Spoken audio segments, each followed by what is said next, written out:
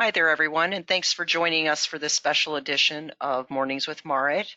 I thought that maybe in this time where we're really in a place of being socially distanced, that we take some time as leaders to really think about our staff and how do we strengthen our teams and our cultures and staying virtually connected with one another. So that's what the focus is today. Hopefully you can take away some tips and tricks. I certainly don't expect you to do everything in here, but we've been talking to agents around the country and other associations and just looking at what folks are doing to try and keep people positive and optimistic in a day that does not feel that way at times.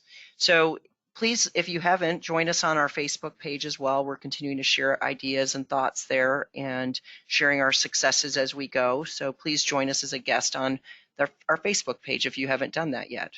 So this is maybe how you're starting to feel this month. I saw this picture posted today, so I thought, wow, seems very appropriate. I'd like to cancel my 3-month trial of 2020. Not impressed, do not recommend.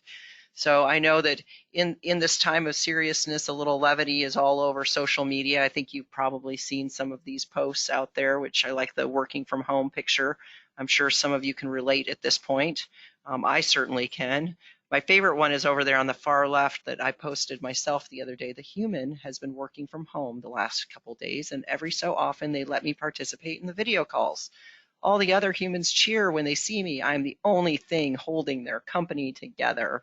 So love that. And then the one in the middle there in purple that we have, one of my colleagues sent it to me and said, this is our new dress code that I've put out. So anyway, we do want to keep it a little bit light here, but we also need to make sure that we're thinking very seriously about our employees and how we keep people connected, because, you know, I know you've seen this quote out there before by Brene Brown. Connection is why we are here. We are hardwired to connect with others. And I did find this an interesting little tagline. Instead of using technology to automate processes, which we talk about on a regular basis, let's think about using technology to enhance human interaction. And certainly the world looks very different today than it did even a week ago. And imagine what it will look like one more week from now and 2 weeks from now as people become more and more shelter in place across the country and forced to work from a remote standpoint.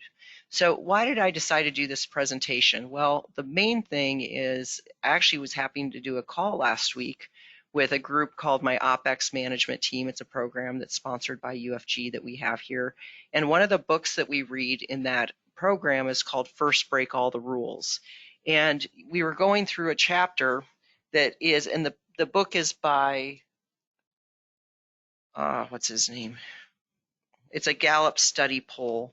And really, the whole point of it is how do you really create organizations that are strong?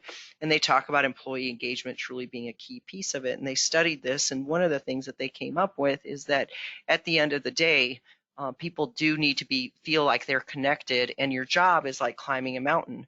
So we're talking about it on Friday, and it occurs to me, you know, in reality, we probably all need to remember this right now. And they talk about a job is like climbing a mountain. If you climb it too quickly, you can get what's called altitude sickness. And really what people want to know at the beginning of things is at base camp, you know, what is it that I get? And then what do I give? And finally, where do I belong and how do I grow? And essentially what I think has happened for us at this point now is that we have put all our teams and all of us, our individuals, are back at base camp.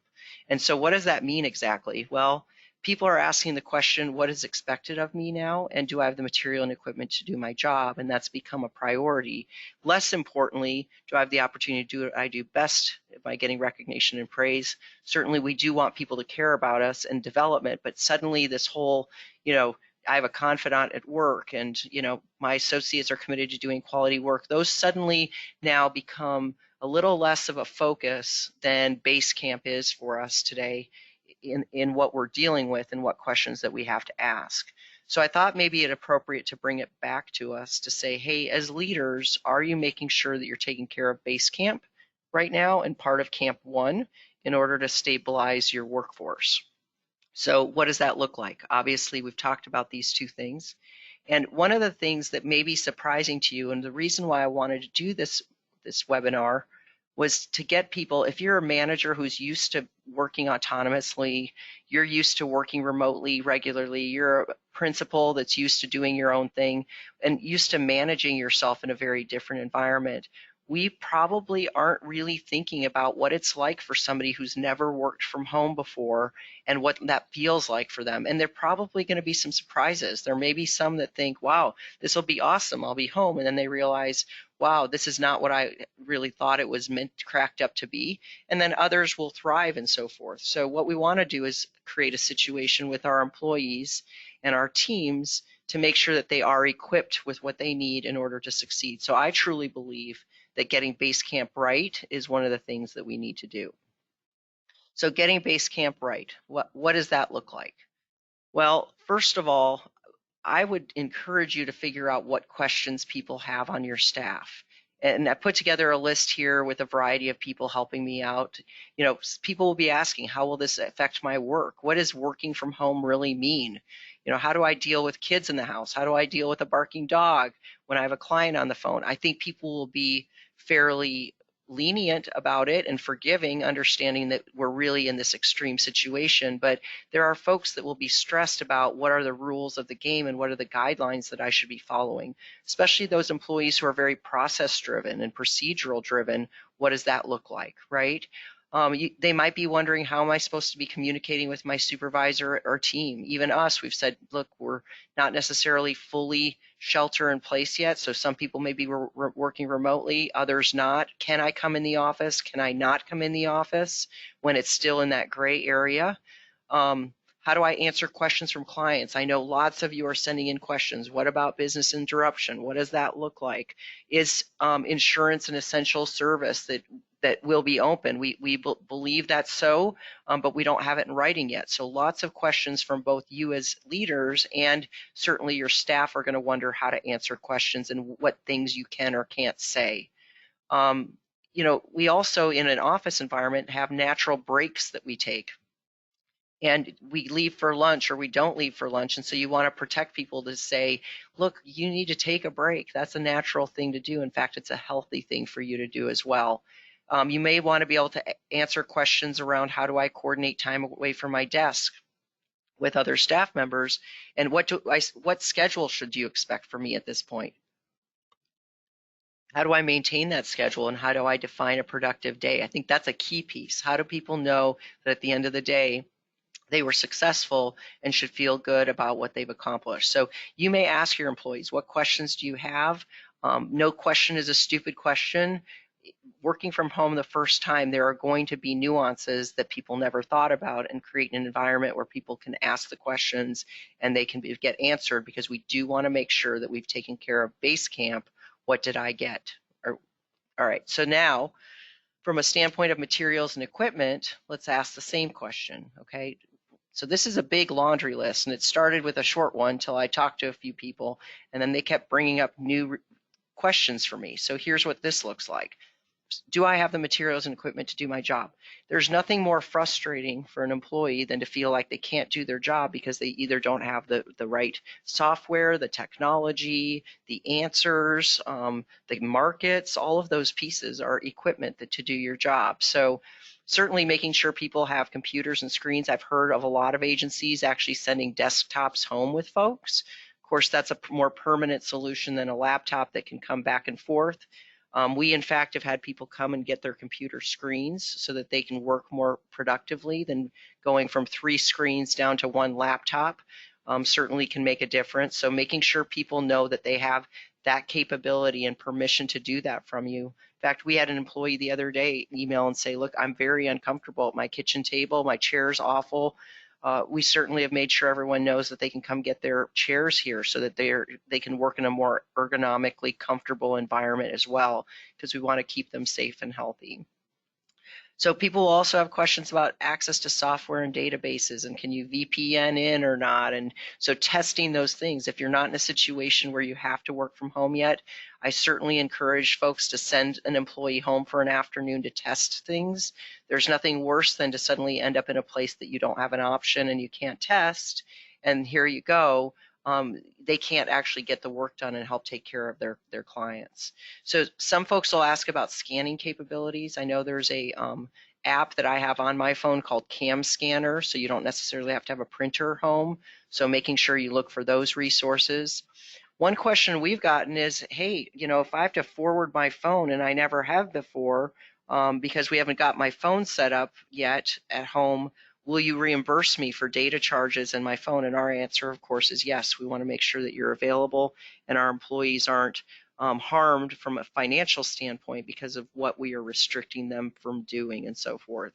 And then, of course, making sure they know what tools are available from the carriers and so forth, especially when it comes down to service centers and websites and resources and answers to questions and so forth. So that's what that would look like. Also, here's another thing. What happens if I need supplies? Can I order them to my house and can I be reimbursed? So making sure people know that they can get access to equipment that they need. And then what's the process for doing that? And then one of the questions one of our staff brought up today is if people have to have materials that they've printed and have to shred, have we set it up correctly so that they can dispose of them in a privacy manner way that protects them and protects the agency as well? So another piece is just, are you comfortable? You saw that picture earlier about that poor lady sitting there working and she has her kids tied up. We want to make sure people feel like they're comfortable. And of course, right now, many of us have remote policies, but in them that we say, you can't be taking care of your kids during that time. You can't be taking care of an elderly family member. And in this situation with our kids home, making sure people know that you can accommodate that and take care of it as well. And of course, the cyber issues are ones we always worry about. So making sure that you're looking at those resources and can answer them so that your equipment, your data, your information, your databases are protected as well as much as possible. So then that final one really talks about, base camp or camp one, which is, does anyone care? And what do I give? And so I really encourage you now at this time more than ever to make sure you're providing that human touch. Human connection is really, it's not just an option right now, it's truly a necessity. You've got people who are isolated by themselves right now or not feeling like they've got the space to be free to work the way that they would know. And so in these times, I might actually recommend that being more informal is better than more formal, so people have an opportunity to do this. And one thing we want to remind people, it's okay to express emotion. This is an extremely tense time in our country, around the world, not only from a health scare, but the economy, of course. And our clients are freaked out. We're dealing with claims. We're dealing with all these stressful issues. So giving your employees the opportunity to share that stress and that it's okay to be emotional a little bit about that, because if we make them bottle it up, it will come out, and we need to give them breaks. We have to actually insist it. I know we have those workaholics on staff that say, I don't need a break, I don't need a break, but actually now we do need to create environments where we say you do have to take a break, you have to go for a walk, you have to meditate, whatever it is that they feel comfortable with. You have to, whatever your project is that you like to do, let's make sure that we insist that they're taking the time to stay mentally healthy as well. And this may also be an opportunity based on timing. Is this an opportunity for people to get some more education and retool based on the lull in business or not the lull in business? Let's make sure we give them the time to take a breath and take a deep breath. Okay. And of course, this is one question we ask ourselves all the time in such times of seriousness. Is it okay to have fun? Sure. We don't want people to feel like they can't be themselves and laugh and have some levity. And certainly if anybody's on social media of any level, there's a million funny things going on out there. At times you feel a little embarrassed that you're laughing. Is it inappropriate? But we have to stay connected. That's how people are staying connected with each other anyway. So let's make sure we use this as an opportunity to do so. We do have the time now. Frankly, I know many people now are actually connecting with family members more than they have and so forth. So, let's do that. However, there is a balancing act between being playful and not becoming irresponsible. So just as leaders, let's make sure we're cautious of that as well. So what are other agencies doing? And so I've put up on the slide here a million things people are doing, whether they're using Marco Polo apps or the Soapbox for videoing messages to your staff in the morning to kind of keep everybody connected. Obviously, Zoom, Skype, GoToMeeting are all tools for being able to see each other face to face and yet interact. We've seen people do FaceTime meetings, House Party is used, Slack and Teams are used for managing communication. So you're not, gucking up all your email, but it's more like an instant messaging and communication in groups. GroupMe is a great tool to actually app to download so you can, as groups, be texting in a group environment and share information. I know there's a group of us that are on that right now. So if you haven't been using or looking into these, you might. Please don't use all of them. I would figure out 2 or 3 that really make sense and get really good at that. And of course, if anybody's been on any of these the last week, it feels like they're probably a little bit overloaded since we've had some definite capability, functionality issues along the way. So patience, maybe that should have been the big message in this webinar is we got to be patient, people. But we also have to make sure that we're creating daily routines. The reality is that our employees are used to a standard routine. They're used to getting up at a certain time every morning. This is their routine to get to work. This is their routine for the day. And really, essentially, we've blown that up completely at this point. So encouraging your employees, what time do you expect them to start working? In reality, we've all gotten an hour or 2 back in our lives, maybe more, depending on people commuting and so forth. And so their life does look different. So are they working different hours now? They're up and want to get going, and then they're working longer hours. So we need to make sure we manage that situation, but really creating some parameters around that. And I know some teams that start off and they have the morning check-in with a sort of a huddle. So we know when work starts and when we check out, and trying to build in some routine there for people, I think is a key part of helping your teams get through this process, and routines for their families as well and their kids, so the kids know, oh look, I'm on a break. I can take care of dealing with my mom or dad right now, or don't tell them that you're on a break so you don't have to deal with it. So agencies are doing a lot of different things. I thought I'd just throw some ideas out there of folks and what they're doing. Obviously having all staff meetings, not necessarily every day, but on a regular communication standpoint, or daily check-ins. I know at our office we have sort of 8:30, all the teams meet up quickly to check in with what people need, really to touch base on what's expected of me and do I have the materials and equipment to do my job. That's truly what they're focused on first thing. And then the management team has a quick 10 o'clock call so that we can make sure that everybody who needs things, we've communicated with each other. So it's a routine that we're all getting used to right now, and of course that's a virtual meeting as well. We've seen some agencies do happy hours. I've seen some agencies actually make it fun and include their kids so people can meet each other, whether they use FaceTime or some other tool there, or even virtual lunch hours. Let's all connect and visit and so forth, and trying to make things fun, make games out of things, make challenges out of things in a variety of ways. In fact, I had somebody send me a fun bingo game that they try and use when they're on phone calls, and if people say certain things, you get points and so forth. So that's pretty cute. I thought that was very creative.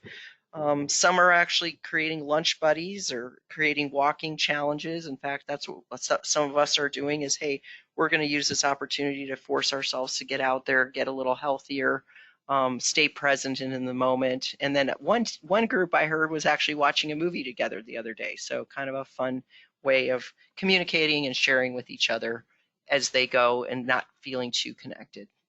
Now, one thing that I do want to comment here is we don't want to force this on people. So I can see where you have an all staff meeting that's important and so forth, but there are going to be some employees that they wouldn't have done this anyway. So don't force me. They're under enough stress.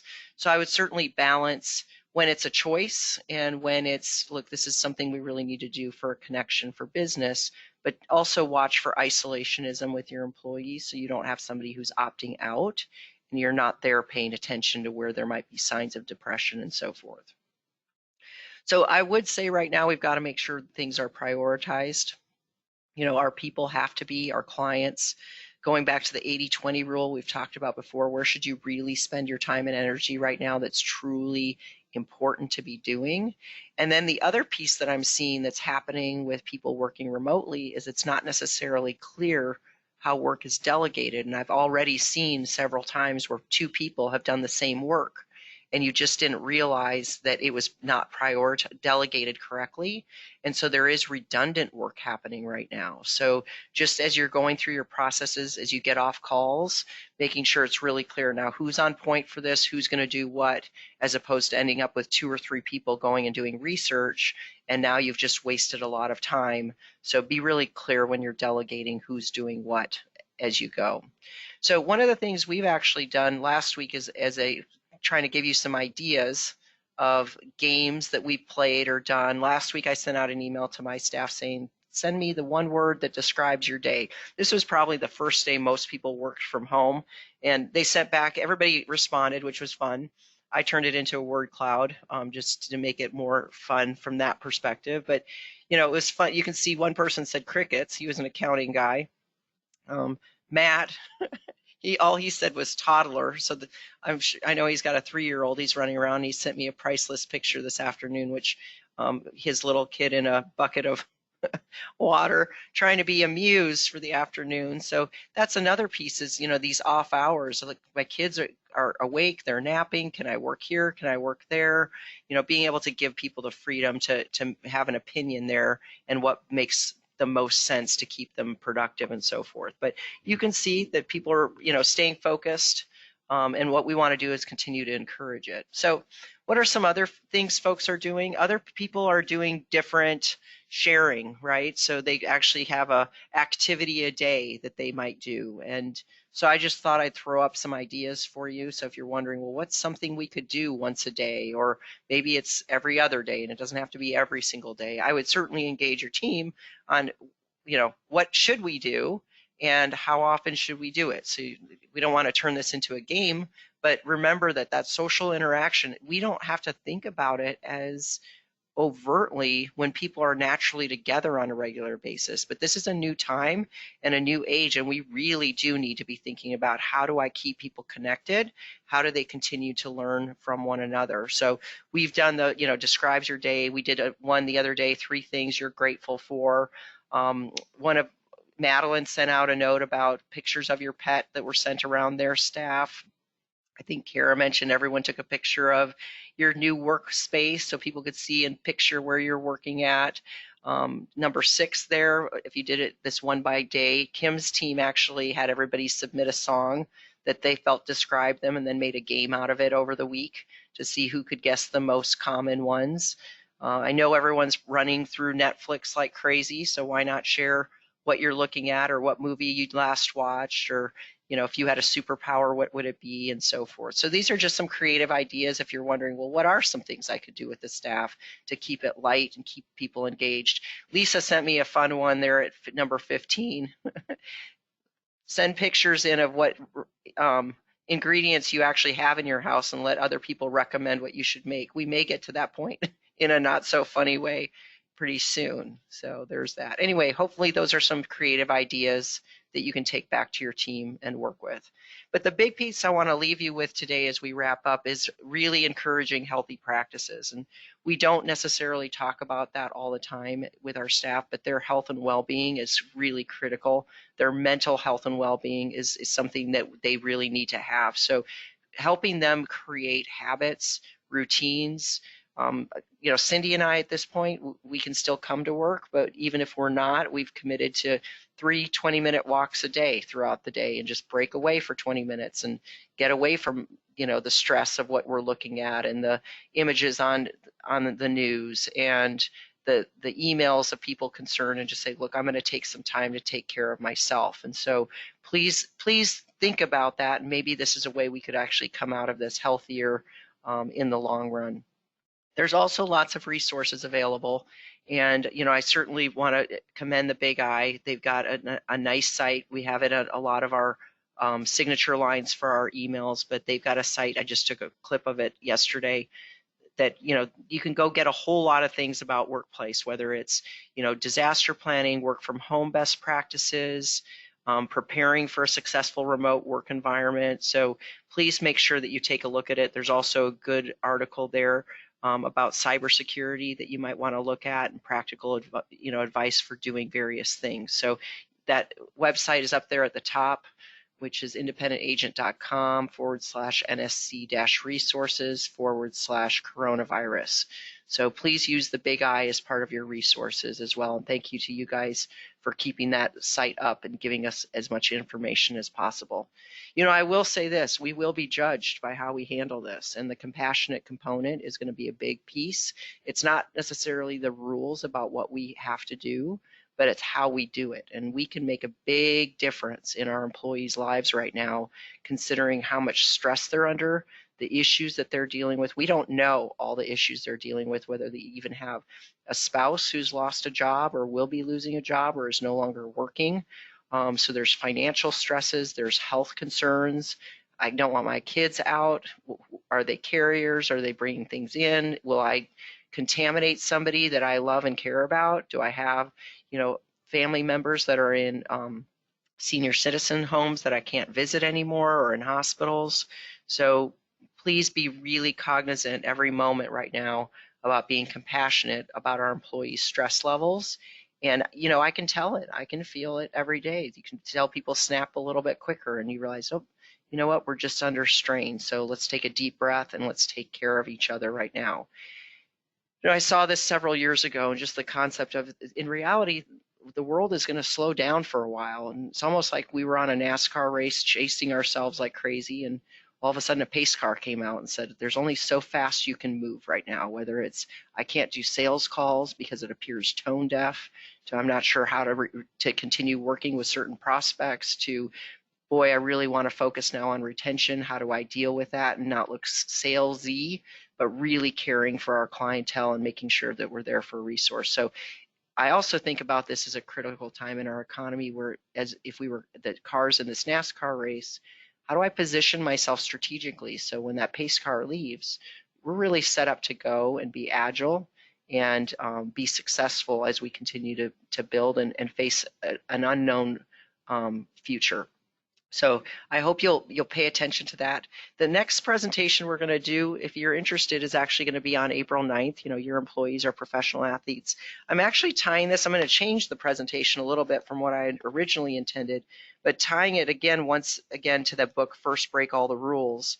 And it really talks about how great managers really get good at defining the right outcomes. And how do you manage by remote control, so to speak? And professional athletes know exactly what their goals are, what they're working towards, how they're measured. And in this time of people working at a distance, making sure that they know what those success metrics are, whether they're qualitative or quantitative, is going to be key as we move forward. So we'll work on that. It may come out earlier than April 9th, but right now we're shooting for that at this point. Once again, I hope you'll join us on the Facebook page and join the conversation. Just look up Mornings with Marit, and we'll add you to the group. Appreciate you all so much for being here today. Thanks for listening. Reach out if we can bring any more resources. Add in questions if you want us to address different items, whether it's on Facebook or this. And I'm going to leave you with this picture that I saw, which not so clean to see, but these healthcare workers that say, we stay here for you, please stay home for us. So please take care of yourselves, stay healthy. But when we think about health, let's take care of the health and well-being and the mental health of our employees as well. Thanks for being here. Have a great day. Stay healthy, stay safe, and stay distant.